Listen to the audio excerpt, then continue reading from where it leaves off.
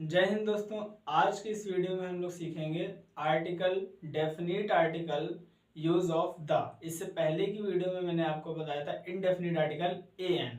आज हम सीखेंगे कि द का यूज कैसे करते हैं। चलिए देखते हैं। देखिए, डेफिनेट आर्टिकल में केवल एक ही आर्टिकल आता है द। इसका यूज हम नेचुरल थिंग्स के साथ करेंगे, स्पेसिफिक चीज के साथ करेंगे, किसी एक चीज को दिखाने के लिए भी द का यूज करते हैं, फुल फॉर्म के साथ द का यूज करते हैं, नेम ऑफ पोस्ट के साथ द का यूज करते हैं, पार्ट्स ऑफ बॉडी के साथ द का यूज करते हैं और नेम ऑफ इन्वेंशन के साथ द का यूज करते हैं। अब चलिए इनको एग्जाम्पल के थ्रू समझते हैं। ठीक है, नेचुरल थिंग्स जैसे सन, ठीक है, मून। तो आपने जब भी अगर आपने बुक रीडिंग की है इंग्लिश की, आप जब बुक रीडिंग करते होगे तो उसमें ये वर्ड्स आते हैं। ठीक है, तो आप गौर कीजिएगा, लिखा होता है द सन, ठीक है, द मून, ठीक है, गंगा, तो गंगा नहीं, द गंगा। अब बताइए, चांद सूरज क्या आपने बनाया? आपने तो नहीं बनाया है। चांद सूरज किसने बनाया? प्रकृति ने बनाया है। नदियां किसने बनाई? प्रकृति ने बनाई। क्या आप नदियां बना सकते हैं? नहीं बना सकते ना, आपने बनाई। सोचिएगा बनाने की ठीक है, असंभव कार्य है, प्रकृति ने बनाया है। तो नेचुरल का मतलब होता है प्राकृतिक, थिंग्स का मतलब चीजें, प्राकृतिक चीजों के साथ ऐसी चीजें जो प्रकृति ने बनाई उनके साथ हम दा का यूज करेंगे। ठीक है, ऐसे ही आपने सेंटेंस आप लिखते होगे, आपने बुक में पढ़ा होगा मॉर्निंग, ठीक है, तो हर बार में क्या लिखा जाता है? In the morning. अब ये सुबह, शाम, दोपहर, ये सब कौन करता है? प्रकृति करती है। आप करते हो? आप नहीं करते हो, ठीक है ना, आप कर पाओगे। सुबह शाम प्रकृति करती है, ठीक है। तो in the morning, in the evening, in the afternoon आपने पढ़ा होगा, कई सारे आप सेंटेंस पढ़ते होगे ऐसे। ठीक, तो ये तो बात हो गई फर्स्ट पॉइंट की, नेचुरल चीजों के साथ। स्पेसिफिक चीज का मतलब होता है जैसे किसी कोई विशेष चीज, जैसे टीचर वर्ड आता है। आपने बुक रीडिंग की होगी तो आप देखते होगे कहीं कहीं पे टीचर के साथ ए का यूज कर देते हैं इस तरह से, और कहीं कहीं पे द टीचर लगा देते हैं। तो ये द टीचर क्यों लगता है? देखिए, आर्टिकल हमेशा यूज होगा नाउन के साथ, ठीक है, तो टीचर एक नाउन है, कॉमन नाउन है। ठीक है, अगर आपको ये जानना है कि कॉमन नाउन किसे कहते हैं और नाउन के कितने टाइप होते हैं, material noun, abstract noun, proper noun, collective noun क्या होता है, तो मेरी नाउन की पूरी सीरीज पड़ी हुई है यूट्यूब चैनल पे। आप जाकर के पहले नाउन को अच्छे से समझ लीजिए, तो आपको ये और अच्छे से समझ में आएगा। ठीक है, नाउन चैप्टर भी कंपटीशन में बहुत बड़े लेवल पे आता है, आप उसको भी तैयार करें। देखिए, तो टीचर, अब द लगाने से स्पेसिफिक, जैसे मैं आपको बताता हूँ, मेरे एक आकाश सर है, ठीक है, मेरे एक आकाश सर हैं, बहुत अच्छे टीचर हैं, उनसे मैं कुछ भी पूछता हूँ तुरंत मुझे बता देते हैं। ठीक है, हर एक क्वेश्चन का मुझे आंसर तुरंत रिप्लाई कर देते हैं, कभी मना नहीं करते हैं, तुरंत बता देते हैं। तो जैसे मैं अपने मित्र से आकाश सर के बारे में बात कर रहा हूँ, तो मैं जानता हूँ आकाश सर को, वो भी जानता है। तो अब मैं यहाँ पर अगर मैं ये कहूँ कि अध्यापक स्कूल में पढ़ा रहे हैं, तो इसको कैसे कहेंगे? A teacher is teaching in school. मैंने यहाँ पे ये सेंटेंस कहा कि अध्यापक स्कूल में पढ़ा रहे हैं, तो अध्यापक कोई भी हो सकते हैं, आकाश सर भी हो सकते हैं, रमेश सर भी हो सकते हैं, सूरज सर भी हो सकते हैं, कोई भी सर हो सकते हैं, या जो भी टीचर है। ठीक है, यहाँ पे पता नहीं चल पाया कि हम किसकी बात कर रहे हैं। लेकिन जब मैं और मेरा फ्रेंड एक पर्टिकुलर टीचर के बारे में बात कर रहे हैं, हम अपने आकाश सर के बारे में बात कर रहे हैं, हमने कहा कि आकाश सर इस क्लास में पढ़ा रहे हैं, या हमने डायरेक्ट ऐसे कह दिया सर क्लास में पढ़ा रहे हैं, तो वहां पर हम टीचर के साथ ए नहीं लगाएंगे, हम कहेंगे the teacher is teaching in the class, वहां पे द लगाएंगे। जैसे ही हम किसी कॉमन नाउन के साथ, ठीक है, जैसे ही हम किसी कॉमन नाउन के साथ द का यूज करते हैं, तो वहां पर उस पर्टिकुलर व्यक्ति की बात हो रही होती है। और जब हम कॉमन नाउन के साथ ए का यूज करते हैं, अगर आप कॉमन नाउन नहीं समझ में आ रहा है आपको, तो पहले कॉमन नाउन आप जाके पढ़िए। ठीक है, तो जब कॉमन नाउन के साथ ए का यूज करते हैं, तो उसमें कोई भी व्यक्ति की बात हो सकती है, उसमें ये फिक्स नहीं है कि हम किसकी बात कर रहे हैं। ठीक है, कोई भी टीचर हो सकते हैं, हम जानते नहीं कौन से टीचर है, लेकिन दा लगा दिया, हमें पता है आकाश सर ही पढ़ा रहे हैं, और कोई नहीं है, आकाश सर पढ़ा रहे हैं। ठीक है, तो the teacher is teaching in the class, otherwise our teacher is teaching. तो आप, आई होप आप स्पेसिफिक का मतलब यहाँ पे समझ गए होंगे। स्पेसिफिक का मतलब ही होता है विशेष। ठीक, अब देखिए किसी एक चीज को दिखाने के लिए, तो ये बिल्कुल वही चीज है, बस मैंने इसको यहाँ पे हिंदी में लिख दिया है समझाने के लिए, ताकि आप किसी और तरीके से कंफ्यूज ना हो जाए। ठीक है, तो आप समझ गए स्पेसिफिक चीज के साथ कैसे द का यूज करेंगे। अब समझिए फुल फॉर्म के साथ। देखिए फुल फॉर्म का मतलब जैसे यूएसए, तो बहुत सारी कंट्रीज ऐसी हैं, कुछ कंट्रीज ऐसी हैं जिनके नेम फुल फॉर्म में भी USA, United states of America, ठीक है। तो यहाँ पे हम कहेंगे द यूएसए। इसी तरह से सीपीयू, तो द सीपीयू। तो जितने भी फुल फॉर्म होंगे उनके पहले हम द का यूज कर सकते हैं, ठीक। तो फुल फॉर्म के साथ द का यूज करेंगे। नेम ऑफ पोस्ट जैसे PM, the PM, the prime minister, the chief minister, the CM, DM, ठीक है। जितने भी पोस्ट होंगे उनके पहले हम द का यूज कर सकते हैं। फिर पार्ट्स ऑफ बॉडी जैसे नोज, ठीक है, तो द नोज। तो जितने भी पार्ट्स ऑफ बॉडी नेम है उनके साथ भी हम द का यूज कर सकते हैं। और कहाँ से यूज करेंगे, नेम ऑफ इन्वेंशन के साथ, मीन्स ऐसी चीजें जो खोजी गई हैं, जिनका आविष्कार किया गया, उनके साथ भी हम द का यूज करते हैं। जैसे रेडियो, तो द रेडियो, ठीक है। TV, the TV. तो दोस्तों ये आर्टिकल डेफिनेट मीन्स द के नियम है, जिन चीजों के साथ हम द का यूज कर सकते हैं, ठीक है। अब चलिए समझते हैं कि द का यूज कहाँ नहीं करते हैं, क्योंकि ऐसी भी बहुत सारी चीजें हैं जहां पर हम द का यूज नहीं कर सकते हैं, ठीक है। तो हमें दोनों को सीखना है कि कहाँ पे द का यूज करेंगे और कहाँ पे द का यूज नहीं करेंगे। तो अब समझते हैं कि द का यूज कहाँ नहीं करते हैं। देखिए अगर कोई लैंग्वेज का नेम है तो किसी भी लैंग्वेज के नेम के पहले द का यूज नहीं करते हैं, अदरवाइज वो गलत होता है, ठीक है। किसी भी सीजन के पहले द का यूज नहीं करते हैं, किसी भी फेस्टिवल के पहले द का यूज नहीं करते हैं। अगर हमें लैंग्वेज, सीजन और फेस्टिवल के अगर पहले द का यूज करना है तो उसके लिए एक नियम है। क्या नियम है, आपको नेम ऑफ फेस्टिवल या नेम ऑफ लैंग्वेज या नेम ऑफ सीजन के साथ भी फेस्टिवल, सीजन, लैंग्वेज को लिखना पड़ेगा। अगर आपको द लगाना है तो आपको नेम ऑफ लैंग्वेज लिखना पड़ेगा, जैसे हिंदी, इंग्लिश, कोई भी नेम, ठीक है। और उसके साथ आपको लैंग्वेज वर्ड भी जोड़ना पड़ेगा इस तरह से। उसके बाद आप यहाँ पे द लगा सकते हैं तो राइट हो जाएगा। ऐसे ही नेम ऑफ सीजन, फिर सीजन,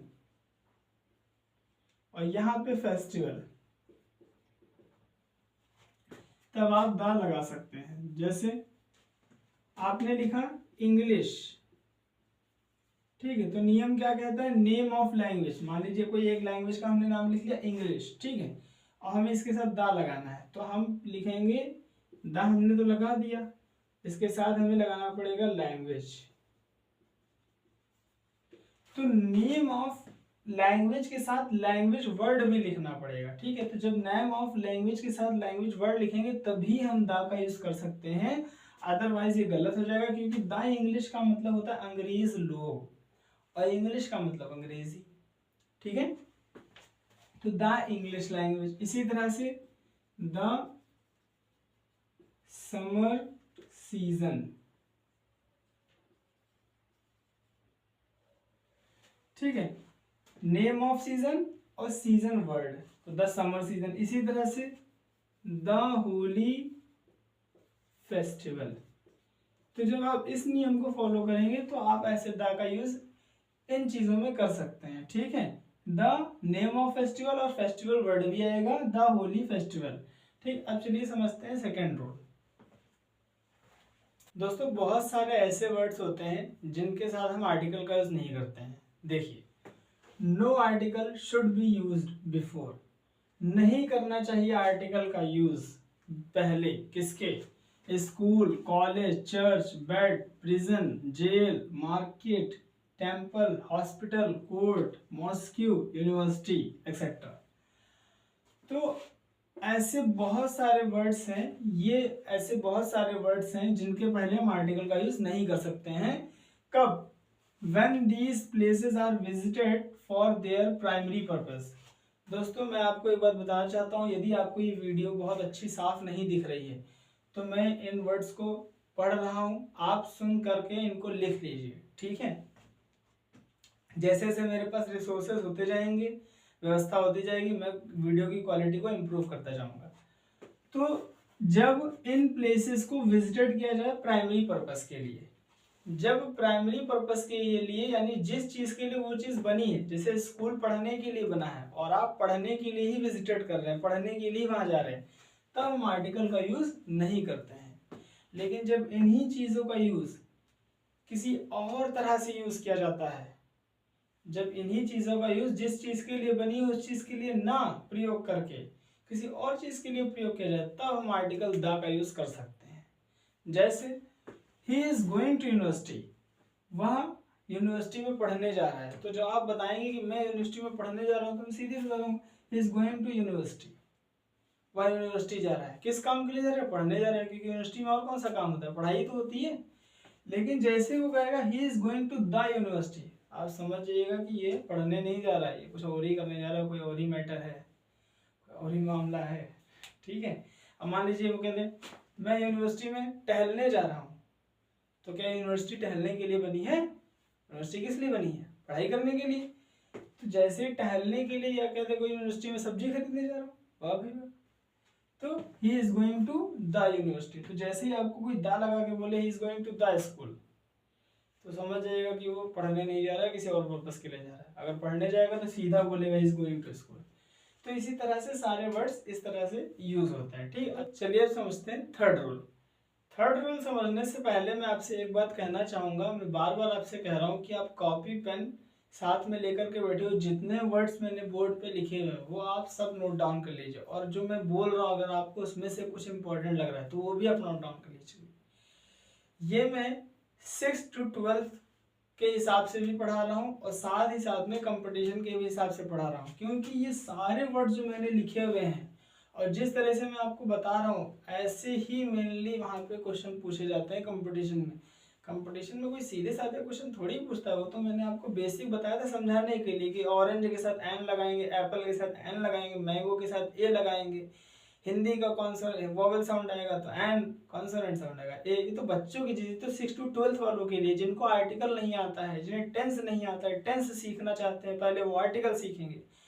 और आप कंपटीशन की तैयारी कर रहे हैं तो उसमें इस तरह से क्वेश्चन पूछता है, जैसा कि अभी मैंने आपको बताया था कि द का यूज नहीं करेंगे, लेकिन असामान्य अर्थों में जब सेकेंडरी पर्पस के लिए यूज की जा रही होगी वही चीज, जिस चीज के लिए वो बनी नहीं है उस चीज के लिए वो चीज यूज की जा रही है। जैसे स्कूल टहलने के लिए नहीं बना है लेकिन वो टहलने जा रहा है, तब द का यूज करेंगे। और इस तरह से बड़े बड़े सेंटेंस के दे करके कंपटीशन में पूछे जाते हैं, वहीं पे हम सब कंफ्यूज हो जाते हैं क्योंकि हमें आता ही नहीं होता है। हम तो समझते हैं आर्टिकल बहुत सरल चैप्टर होता है, इतना इजी नहीं होता है। आप इसकी एक्सरसाइज सॉल्व कीजिएगा और आप बताइएगा, अगर एक्सरसाइज आपसे ना सॉल्व हो तो मैं आप कमेंट कीजिएगा, मैं नेक्स्ट वीडियो एक्सरसाइज पे ही केवल बना दूंगा, मैं आपको उसमें समझाऊंगा कि एक्सरसाइज कैसे सॉल्व करते हैं। ठीक है। बाकायदा मेरे पास पूरी बुक है, उससे मैं आपको एक्सरसाइज सॉल्व करना बताऊंगा और फिर आप एक बुक ले लीजिएगा और उसको सॉल्व करिएगा। देखिए, no article should be used before these words. ये जो हमने यहाँ पे वर्ड्स लिख रखे हैं, इन वर्ड्स के पहले भी आर्टिकल का यूज नहीं किया जाता है। जैसे father, mother, sister, uncle, aunty, all relation, जितने भी रिलेशन होते हैं उन सभी रिलेशन के पहले आर्टिकल का यूज नहीं होता है। Man, women, life, death, science, nature, love, meal, dinner, breakfast, lunch, play, game, sports, name of games, etc। ठीक, इन सभी वर्ड्स के पहले आर्टिकल का यूज नहीं करेंगे यदि प्राइमरी पर्पस के लिए ये यूज किए जा रहे हैं। लेकिन अगर इनको सेकेंडरी पर्पस के लिए यानी ये जिस चीज के लिए बने हैं उस चीज के लिए ना यूज करके दूसरी चीज के लिए यूज किया जा रहा है, तब तो दा का यूज होगा। जैसे the father has told me, पिता ने मुझसे कहा, डैट की I should respect my teachers, मुझे चाहिए आदर करना अपने अध्यापकों का, मुझे अपने अध्यापकों का आदर करना चाहिए। तो ये तो सिंपल सी बात है, हर कोई पिता अपने बच्चों से कहता है कि आपको उनका सम्मान करना चाहिए, अपने बड़ों का आदर करना चाहिए, अपने अध्यापकों का आदर करना चाहिए। तो इसमें दा लगाने की कोई जरूरत नहीं थी, लेकिन उन्होंने दा लगाया तो ये क्या हो जाएगा, गलत हो जाएगा। इसी तरह से आपको 4 ऑप्शन दे दिए जाते हैं कंपटीशन में, एक सही होता है 3 गलत होते हैं, तो आपको सही वाला टिक करना रहता है। अब नीचे देखिए, द फादर इन हिम, पिता उसमें है, इज येट अलाइव, एक जीवित व्यक्ति की तरह। अब क्या ये पॉसिबल है कि पिता उसमें कैसे हो सकता है? ये असामान्य अर्थों में यूज किया गया है। और यहाँ पे इसका अर्थ है कि पिता उसमें होने का अर्थ है पिता के गुण उसमें है।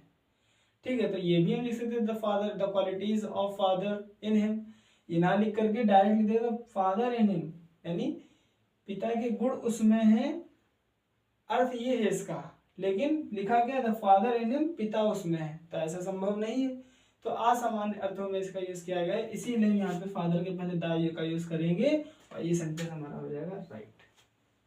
ठीक, तो कहने का मतलब है जो चीज संभव नहीं हो वो चीज अगर लिख दी जाए तो फिर वो असामान्य अर्थ हो जाता है, असंभव अर्थ हो जाता है, इसीलिए वहां पे हम आर्टिकल द का यूज करते हैं। That is a rule of grammar. Okay दोस्तों, नेक्स्ट रूल है सुपरलेटिव डिग्री। जब कहीं पे हमारी सुपरलेटिव डिग्री आ जाती है, जैसे कि बेस्ट, ठीक है, लॉन्गेस्ट, जिसमें EST लगा रहता है उसको हम सुपरलेटिव डिग्री कहते हैं। और सुपरलेटिव डिग्री के पहले हमेशा आर्टिकल द का यूज करते हैं। ये हमारा है थर्ड रूल। ठीक है, आप लिख लीजिए आर्टिकल, लिख लीजिए एक नियम, सुपरलेटिव डिग्री के पहले हमेशा आर्टिकल द का यूज करते हैं। सुपरलेटिव डिग्री कैसे पहचानेंगे? जिस वर्ड के लास्ट में EST लगा हो सुपरलेटिव डिग्री होती है, उसके पहले आर्टिकल द का यूज करते हैं। यहाँ पे मार्कर यूज चल नहीं पा रहा है, चलिए चल गया। ठीक, तो दोस्तों ये सारे थे आपके आर्टिकल्स के नियम, कहाँ पे आर्टिकल का यूज होगा, कहाँ पे an का यूज होगा, कहाँ पे द का यूज होगा और कहाँ पे द का यूज नहीं होगा। ठीक है, तो ये आपका यहाँ पे आर्टिकल चैप्टर कंप्लीट होता है। यदि आपको कोई भी कंफ्यूजन हो तो आप कमेंट करिए, आपको उस कमेंट के आंसर्स नेक्स्ट वीडियो में दिए जाएंगे। इसके बाद इसकी नेक्स्ट वीडियो में हम आपको पढ़ाएंगे वर्ब, क्या होती है वर्ब, कितने टाइप के होते हैं और कैसे स्मॉल सेंटेंसेस को ट्रांसलेट करते हैं Hindi to English. Then after we will start 10th chapter. Okay, see you again in next video. Nice being with you, thank you very much, bye bye.